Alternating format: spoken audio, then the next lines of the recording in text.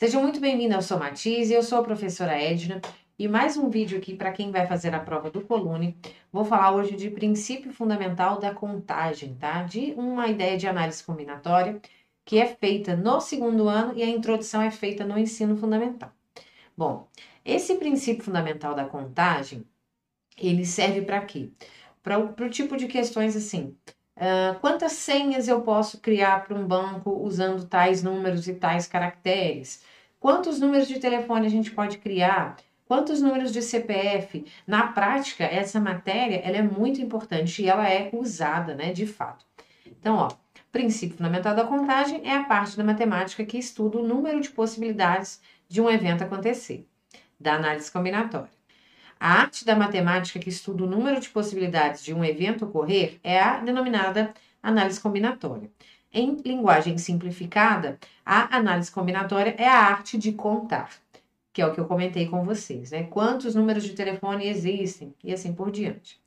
Bom, para que a gente possa fazer essa contagem, a gente pode usar um artifício que chama árvore de possibilidades ou diagrama de possibilidades, tá? Quer ver? Vamos ver como que funciona. Bom, exemplo 1. Uma moeda é lançada 3 vezes. Qual o número de sequências possíveis para cara ou coroa? Então, você pode ir escrevendo as possibilidades, tá? Que aqui, ó, elas estão escritas, né? A gente colocando cara como K e coroa como C, a gente consegue escrever todas essas possibilidades para os 3 lançamentos. Então, por exemplo, pode sair cara, cara, cara, pode sair cara, cara, coroa. Pode sair cara, coroa, cara. Pode sair cara, coroa, coroa. Ou coroa, cara, cara. Ou coroa, cara, coroa. Ou coroa, coroa, cara. Ou coroa, coroa, coroa. Então, essas são as 8 possibilidades quando eu jogo uma moeda 3 vezes. Ou 3 moedas diferentes. Podemos pensar da mesma forma, tá? E aí, se a gente fosse fazer a árvore de possibilidades, como que ficaria? Como é que a gente chega nessas respostas com essa árvore de possibilidades, que é o que está aqui? Então, aqui, ó, lançamento 1, L1. Ou sai cara, ou sai coroa. Na hora que eu faço o segundo lançamento, que não interessa se é a mesma moeda ou outra, pode sair ou cara ou coroa. Então, a gente leva em consideração se é cara ou coroa depois que saiu cara, ou se é cara ou coroa depois que saiu coroa. E a mesma coisa para o terceiro lançamento. Ou vai ser cara e coroa, se saiu coroa, ou vai ser cara e coroa, se saiu cara, e assim por diante. Então, para a gente enxergar essas 8 possibilidades aqui, o que a gente faria? A gente pegaria isso aqui, ó, por exemplo, ó, cara, cara, cara, ou cara, cara, coroa, ou cara, coroa, cara. Tá vendo como é que a gente faria? Cara, coroa, coroa. E assim por diante. Então, ó, esse final aqui vai dar a quantidade, tá? Ó, 1, 2, 3, 4, 5, 6, 7, 8 possibilidades, que é exatamente essas 8 que estão aqui em cima, tá? Bom, então essa é a árvore ou diagrama de possibilidades. Bom, vamos para um segundo exemplo. Para ir ao clube, Júnior deseja usar uma camiseta e uma bermuda e um par de tênis. Sabendo que ele dispõe de 4 camisetas, 2 bermudas e 3 pares de tênis, de quantas maneiras distintas poderá vestir-se? Então, vamos para a solução. Então, aqui, ó, por exemplo, em verde, ó, camisa 1, depois ele pode pegar blusa 1, tênis 1. Ou camisa 1, blusa 1, tênis 2. Ou camisa 1, blusa 1, tênis 3. Ó, já temos 3 possibilidades. Ou camisa 1, blusa 2, tênis 1. Ou camisa 1, blusa 2, tênis 2.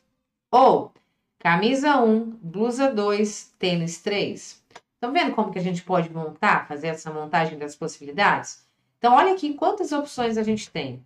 1, 2, 3, 4, 5, 6, 7, 8, 9, 10, 11, 12, 13, 14, 15, 16, 15, 16, 17, 18, 19, 20, 21, 22, 23, 24 possibilidades para se vestir. Então, a gente pode fazer dessa forma, né? Ó, escolhendo uma camiseta. Eu começo com a camiseta 3. Depois eu escolho uma bermuda, são 2. Ou bermuda 1 ou bermuda 2. Depois eu escolho um tênis, são 3. Ou 1 ou 2 ou 3. Ou 1 ou 2 ou 3. Então, é dessa forma que a gente monta a árvore de possibilidades, tá? Bom, a partir daí, a gente pode deduzir como que a gente faz a conta. Porque nem sempre vai ser vantagem eu montar essa árvore de possibilidades. Às vezes vai me dar um número muito grande, vai me dar muito trabalho.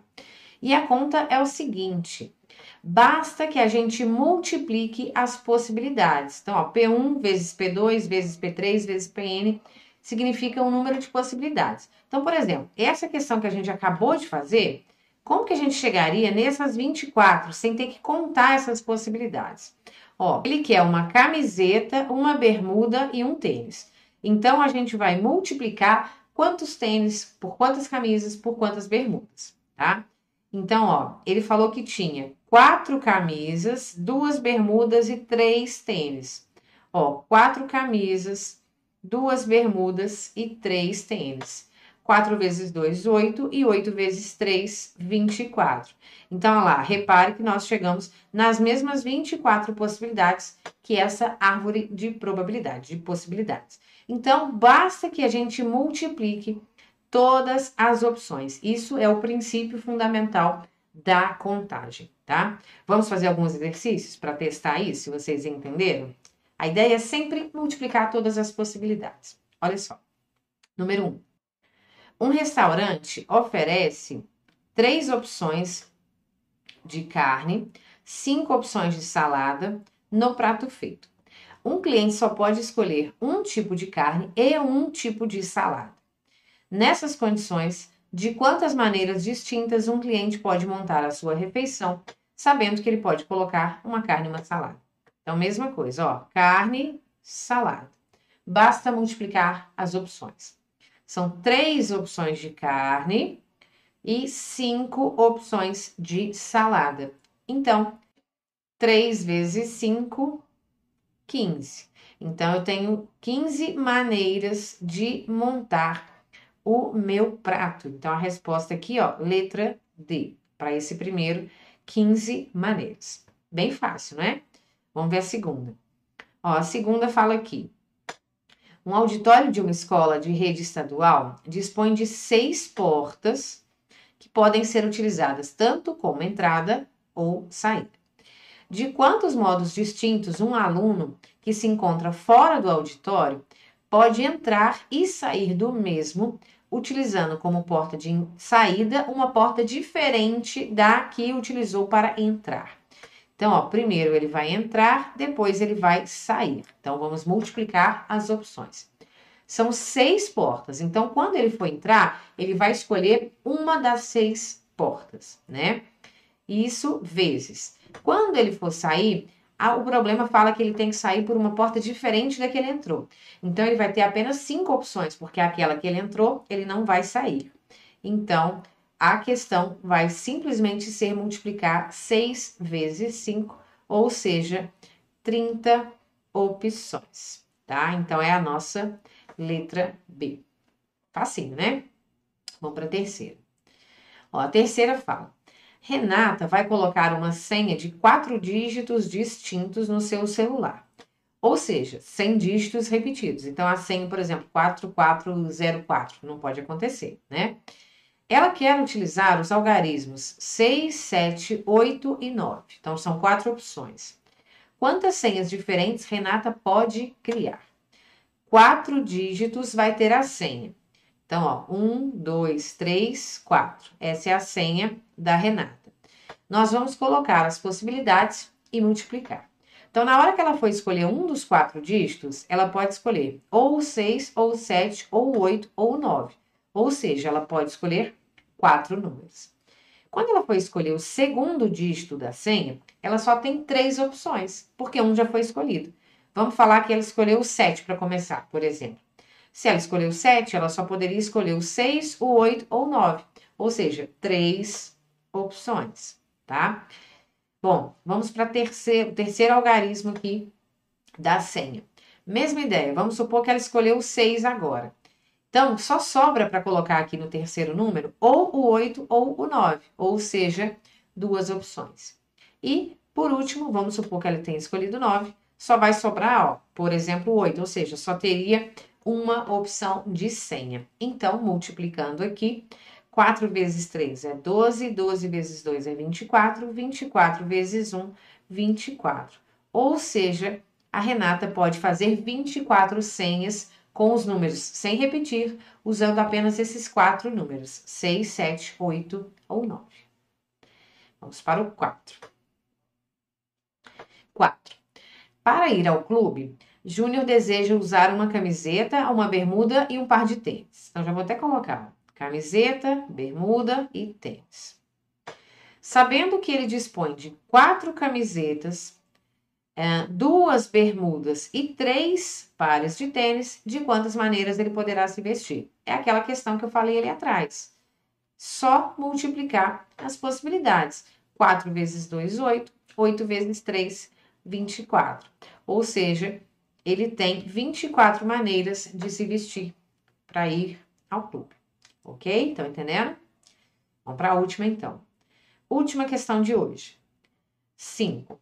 As atuais placas de licenciamento de automóveis constam com 7 símbolos, caracteres, sendo 4 letras dentre as 26 do alfabeto e 3 algarismos. Então, aqui, ó, letra, letra, letra, letra, algarismo, algarismo, algarismo. Quantas placas distintas podem ter sem a repetição de letras ou de algarismos, ou seja, com todos os caracteres distintos? Então, vamos lá, são 7 caracteres.